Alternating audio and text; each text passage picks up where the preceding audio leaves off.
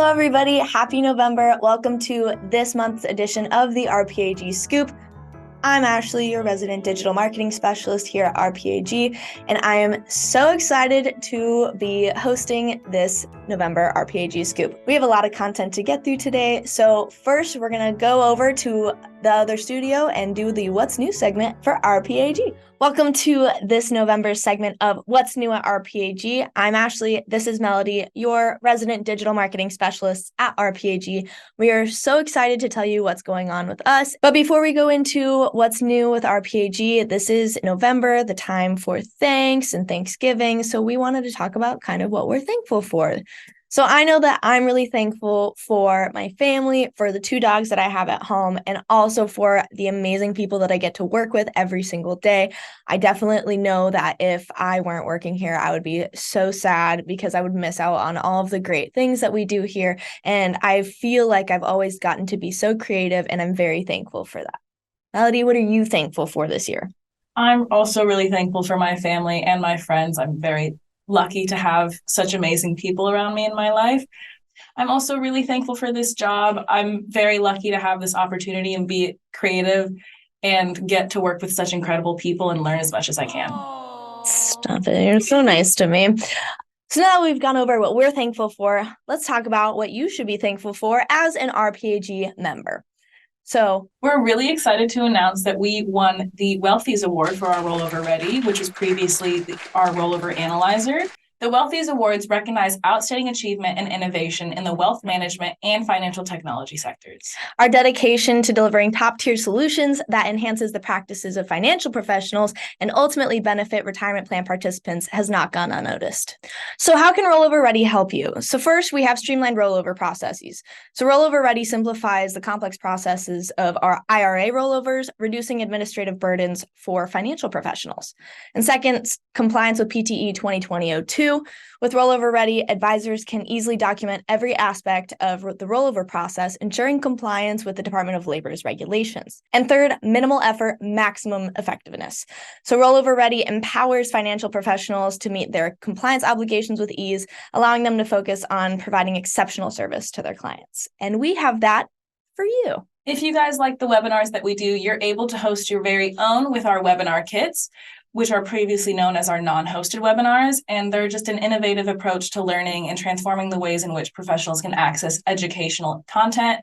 And in addition to having live webinars, we now offer these kits that are pre-designed webinars for our members to use. So these webinar kits are for premium marketing members, and a little bit about what's included in these kits.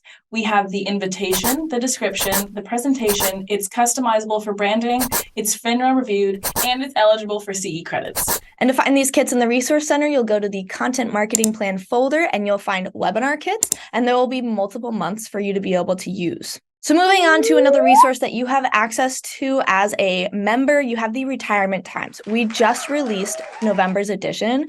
So that includes 3 articles for your plan sponsors and then 1 article for them to send to their participants. So these monthly newsletters, you can custom brand. If you want to do auto branding, you do have to be a premium marketing member. So if you want to become one, please make sure that you reach out to support@rpag.com and they will be happy to help you with that. And also, just as a reminder, we do send these out at the end of the month for you, so you have time to send these to your compliance and get those approved before the next month begins. Regional summits have been announced. Join us as we take the RPAG Regional Summits on the road, visiting 4 exciting cities across America to deliver the latest content, thought leadership, and innovative ideas to drive your success.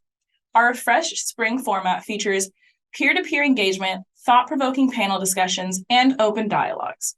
Over 2 dynamic half days at each summit, we'll dive deep into the topics that matter most to you, leveraging best practices for client retention, sales, and prospecting to fuel business growth and achieve tangible results. Keep an eye on your emails for a registration date. And speaking of emails, if you want to ensure that you are getting all of the latest updates from us and in the retirement industry, go sign up for our email newsletters. You go to our website and you'll see the About section and then the Who We Work With and then the Insights. You'll click Insights and you'll see this little box, over here on the right that says sign up for our newsletter. You'll put your full name and your email, and that'll make sure that you're signed up for all of our future emails. And as a shameless plug for us, the awesome digital marketing team at RPAG. Go follow us on your favorite social media platforms. We're on LinkedIn, X, which is formerly Twitter, Instagram, and Facebook. And if you like videos such as this one, go subscribe to our YouTube channel. We post things every single week. We have our Fiduciary Hot Topics, our webinars, our conference recordings, market reviews, and our weekly retirement minutes, which I usually am the star of. So I recommend you go subscribe, go press the bell that's in the corner of the screen, and you will be notified every time we send out a new video. Thank you for tuning in to our What's New segment for RPAG. We're going to move on to the next speaker, which is John Nelson, and he is going to be talking all about the Q4 Fiduciary Hot Topics. Take it away, John. Okay, thanks, Ashley. So my name is John Nelson. I'm with Retirement Plan Advisory Group, and I'm going to take you through the Q4 Fiduciary Hot Topics with the RPAG Scoop. So let's step back. I'm going to talk about some of the key legislative pieces in Secure Act 2.0. Now, some of these provisions took effect upon enactment back in December 2022. Some provisions were effective in 2023. A number of them are effective next year. I'm going to focus on those. All provisions will be effective by 2027. So here's some highlights. The first thing I want to mention is just remind everybody that the rule mandating catch-ups on a Roth basis for high-paid employees, folks making more than $145,000 a year, that's been delayed now for 2 years. That was going to be effective January 1, 2024. We now have 2 years to get our act together to comply with that rule. So next year, 2024, those high-paid folks, and remember the definition here was people who made more than $145,000 in the prior year. 145 is a new number. It doesn't correlate to key employee. It doesn't correlate to highly compensated employee. It's another compensation number that we need to keep track of. But those folks next year, 2024, can do catch-up contributions on either a pre-tax or a Roth basis. Beginning in 2026, they'll have to do catch-up on a Roth after-tax basis. I'm going to spend the next few minutes and talk about a couple of changes dealing with emergency withdrawals. Now, the concern that we've all read about are employees that have unexpected financial emergencies and don't have a savings account to pay those with. I saw a recent survey from Employee Benefit Research Institute that indicated financial stress is caused at workplaces, number one, by not having emergency savings accounts. So keep this in mind as something that some of your clients may want to take a look at. There's two separate provisions. One deals with emergency withdrawals, one deals with emergency savings. Let's first take a look at emergency withdrawals. Now, this would be an optional provision that plans can enact, plans can adopt. This would allow for an in-service withdrawal. By in-service, I mean, remember, this is money the employee is taking out of the plan prior to termination of employment. With 401k plans, you generally can't take a distribution while you're still employed. This would be an exception if the plan offers it. You can take an emergency distribution. An emergency really isn't defined. It's really any financial need related to personal or family emergencies. There's a $1,000 annual cap. You can do this once every 3 years. And also, if you later have the resources, you can repay the $1,000 back to the plan. The distribution is subject to income tax, but not the 10% penalty. So that's an in-service withdrawal. The second provision is an emergency savings account. So this would be a separate account set up inside the 401k plan. Employees by payroll deduction can make contributions to the emergency savings account. They can make contributions up to $2,500. Those contributions go in on a Roth after-tax basis. Those contributions can only be invested in the cash equivalent investment option under the plan, money market or stable value. Can't be invested, for example, into the target date or the default investment option. So separate investment options for these. And then participants can take a withdrawal at least once every month.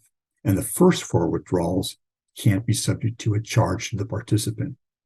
Now, as I mentioned, these are, and also let me add, these are only available for non-highly compensated employees.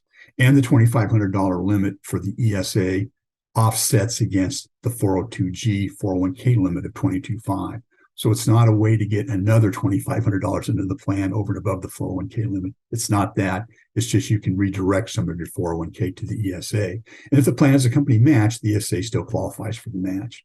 Now, I think some sponsors are interested in this, but a lot of plan sponsors are kind of taking a wait and see, worried that the administrative complexity of these accounts might not be worth the benefit. So just be aware of it, something you can add as an optional basis beginning next year. Another point that's changing next year is the IRA catch-up limit. Now, similar to 401k plans, IRAs allow age 50 or older contributors, investors, to make contributions over and above the annual IRA limit. The catch-up limit for IRAs, though, is small. It's only $1,000. And in the past, that $1,000 limit has not been indexed for inflation. You know, a lot of the 401k limits each year get a bump based on cost of living. Beginning next year, though, the IRA catch-up limit of $1,000 will be subject to indexing for cost of living. I also want to remind everybody about this provision for auto enrollment. Now, auto enrollment became mandatory for new plans established after December 29th, 2022. But the way it was set up is it doesn't become effective until January 1, 2025. So this isn't something that's effective next year, but I just want you to be aware of it. Because remember, if you set up a new plan in 2023 or 2024, and that new plan doesn't provide for auto enrollment, in 2025, you'll have to amend the plan to add auto enrollment. And this applies to both 401k and 403b plans. The initial auto enrollment amount has to be at least 3% and must also have auto annual increase of at least 1% all the way up to 10%. There is an exception for small businesses with 10 or fewer employees and new businesses that have been in business for less than 3 years, church plans and governmental plans. But other than that, new plans have to have auto enrollment beginning in 2025, and that applies to plans you set up in 2023 and 2024. So don't lose sight of that. My last thought is on hardship verification. So remember, plans can allow participants to take hardship withdrawals. Initially, the plan administrator had to get copies of documents showing the existence of the hardship amount. That was the only option available for administering hardship withdrawals. A couple of years ago, the IRS introduced what they called their summary verification system, substantiation guidelines, where the participant would answer a series of questions providing the basis for the hardship request, but the participant was responsible for maintaining the substantiation documents, underlying documents, not the employer. Now, you can basically rely on the participant's self-certification that a hardship exists. It can be as easy as, hey, I need $5,000 to cover medical expenses for my kid. So those are the three choices you have right now. I think most plans right now are still using substantiation guidelines, but we'll see probably next year they'll start beginning to use the self-certification for hardship. Okay, so there's a few highlights, and hope that's of interest to you. And with that, I'm going to kick it back over to Ashley. Thank you, everybody. Bye-bye. Thank you so much, Don, for going over the Q4 Fiduciary Hot Topics. I'm sure that all of our retirement advisors have been taking diligent notes, right? And we'll be going over these topics with their plan sponsors. Now it's time to hand it on over to our friend Ryan McNulty at BlackRock. He is the co-head for U.S. Equity Product Strategy and the lead strategist for BlackRock's Midcap Growth Fund. Take it away, Ryan. Before I begin, I want to thank you for your tremendous partnership and your investment in the strategy. We really do appreciate it. So to begin, why the midcap space? This is a space that is chronically undercovered by sell-side analysts, but more importantly, it's a space that we believe deserves an even bigger allocation in retirement portfolios. The reason is simple. Mid-cap stocks represent close to a quarter of U.S. market cap, but it's not uncommon to see their weight at only 5 or 6 or 8% in retirement portfolios. This is important because this part of the U.S. equity market has driven the highest risk-adjusted returns out of any other style over the long term. So to us, it's really important to get these into portfolios and get them sized correctly. So why BlackRock? Well, As I mentioned, this is a part of the market that is chronically undercovered. And at BlackRock, our access to company management teams is truly unparalleled. We have thousands and thousands and thousands of meetings with company management teams, all to explore the market, to dig for information, and to find the best mid-cap companies we can find. Today, our midcap growth strategy holds 55 to 85 of those stocks. And what is our strategy? It's very simple. It is a high quality, high growth, pure play midcap strategy designed to fit in retirement portfolios. There's no style drift. There's no large or mega caps. There's no small caps here. This is a strategy that has truth in labeling. And when you see it, you know it belongs squarely in the US midcap growth space. For those of you that have held the fund for some time, I want to address last year's performance. Last year, there was a macro tsunami in the markets. Interest rates and inflation were driving results, and fundamentals didn't matter. A fund like ours is focused only on fundamentals. And remember, earnings growth drives everything that we do.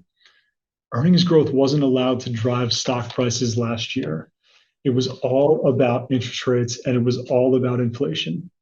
That's problematic, and it caused us to experience underperformance. Most of that underperformance came in the higher growth sectors like tech and healthcare. But like we've seen in prior years that we've managed the fund, this performance has reverted and normalized this year. In fact, healthcare and tech are responsible for the majority of the strategy's outperformance in 2023. Today, we are almost just on the cusp of the top decile of the peer group. We're outperforming 90% of US midcap growth managers, and we're also outperforming the Russell Midcap Growth Index by about 300 basis points. This is a pattern we've seen on repeat year in and year out. Since we've been managing the fund at BlackRock, we've only experienced 3 calendar years of underperformance, but the outperformance on a rolling basis has been significant and really remarkable from a consistency perspective. We outperform over 70% of rolling 1-year periods, and we approach 100% as you get out to the 5 and 10-year rolling periods. This is a portfolio where performance comes from a lot of little wins spread across the strategy, not from big, lumpy exposures that are inconsistent and unpredictable. So this year, we've rebounded nicely. And as we look out the windshield, we're including a lot of new and exciting business models in 2023 and for 2024. Durable growth companies, companies with strong secular tailwinds, and also long-term compounders that are priced for near-term headwinds. As we bundle them all into this strategy, we think we've delivered a perfect portfolio for retirement investors interested in a high-growth, high-quality offering in the US midcap space.